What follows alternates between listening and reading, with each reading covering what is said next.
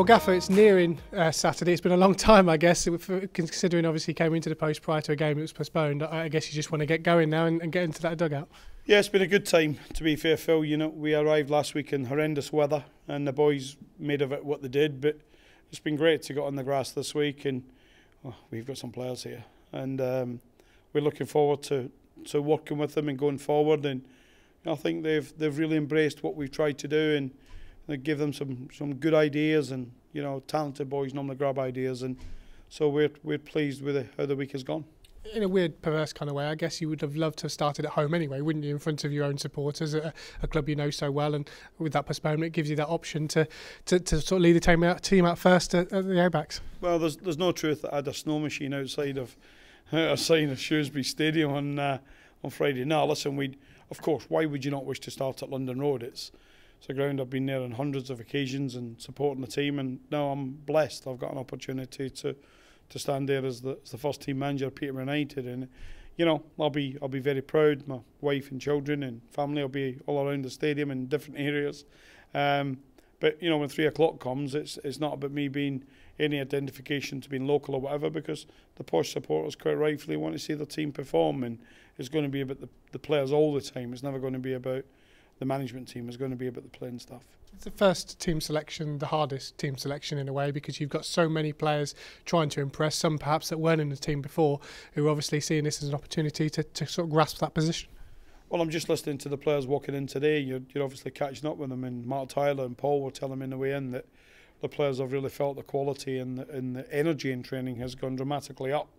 That doesn't matter whether you're Steve Evans standing here, it's whoever would have been standing there sitting here in front of had Grant going on, and I'm sure that Dave Flitcroft's got that at Mansfield, because people that perhaps were not figuring in the team, not part of the immediate plan, suddenly get a boost that a manager might have a different view. So we've suddenly seen some super performances from players that's not had regular football, and what does that make? It makes competition. It makes the players who have been doing really well for Posh be even better. So we've seen some real quality. It's not just any game, it's Charlton, a team who are in and around the playoff positions as well, and everything will be riding on the 3 points.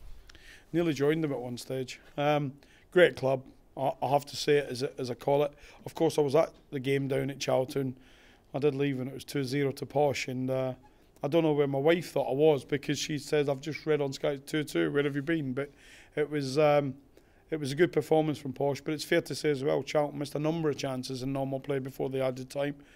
Good manager, strong management team that Carl's put around himself, blessed with good players. You know, I think everyone is expecting Charlton to finish in that top group. We have to try and do our best to make sure that they don't enhance that on Saturday. Yeah, you've said in the last couple of weeks about having been in the crowd when London Road's been bouncing. How pleased would you be to see that London Road bouncing again on Saturday? Well, if there's a late one in our favour, I'll be in the London Road end. And I think no, in all seriousness, I think it's important that the players get a freedom by the supporters to play. I've said it wherever I've been. But the Posh supporters are good supporters. They do stick behind their team. We discussed the best atmosphere in a while on the road was when the least crowd was in, because the supporters knew the team needed them. And let me tell you that it's never about who owns a football club, whether it's the chairman now, because he's a custodian. It's never about who the manager, head coach is. It's about the supporters. It's players come and go. We all come and go. Supporters are born and bred or come into the city early like me and have a real affinity and a love for it. So we're going to need them every step of the way. And if we win on Saturday, we're going to need them more at Bury. And if we get a positive result, we're going to need them more the following Saturday. So that will not stop. In terms of the injury news ahead of the game, Ryan Tafazoli obviously been missing for the last couple of weeks. Is he nearing full fitness? He's very near now. The big fella's been out sprinting today. We'll know in the next couple of hours whether there's a reaction to that, because as you know, we've just come in. If there's no reaction, I'm looking forward to seeing Big Tavs out there training tomorrow. He's a fit boy. He's incredibly fit. And credit to the people here. We have got a fit team. Maybe we just need to be a little bit sharp in certain areas. But yeah, he's a real good defender. He's a positive addition if he's fit. We'll see tomorrow. One of those players that's on the sidelines and has been for a long term is obviously Grion Edwards, who's been an important player for the football club over the last couple of years, and a player I guess you know well and can't wait to see fully fit again. Well, I tried to sign Grion when he was coming out of Crawley, of course, my old club, and we thought we'd done a deal, and instead Posh, and I understood why the boy come to Posh at the time. Guion, for me, when I watched Posh on a number of occasions, was one of the best players by a long distance. I think everyone was questioning when he would go to a much higher level. He's had his injury. He's on his way back. He's a great lad. I'm in here morning and night since I've walked in, and he's like the cat. He's in here as well. So we miss him, but he's making good progress. And just finally, you've got a fans forum with yourself and Rains on the 21st of this month, and all the money being raised on that night is for Trevor Quo, someone who you know well and has obviously got a difficult situation that he's facing. Yeah, it's really in need of his daughter, really, Jada, and it's about giving her some facilities to make sure she's got some good care at home. She won't be around this world. None of us know, but the prognosis is she won't be around for a long time. And Trevor's not only was a great player for me, was part of my backroom team. Him and Michelle are dear friends.